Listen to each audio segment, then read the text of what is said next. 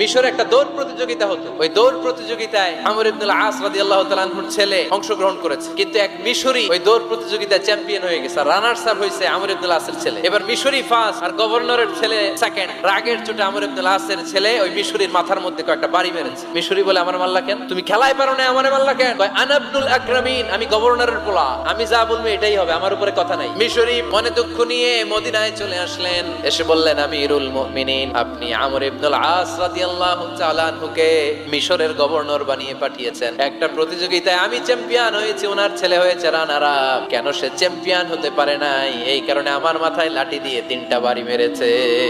ওমর ফারুক বললেন, তাই আগামী বছরের অমুক তারিখ আমি সব গভর্নরদেরকে ডেকে হিসাব নিতে, ওই দিন তুই থাকবি। ওই দিন 7 রাজ্য থেকে 7 গভর্নর হাজির, গভর্নরদের ছেলেরাও হাজির। মিজে একটা লাঠি এনে মিশরের হাতে দিয়ে বলল, এবার তোর মাথায় যতটা মারছে তুই ততটা গুনে গুনে মার, আমি দেখবো। সে বলতেছে, থাক, আপনি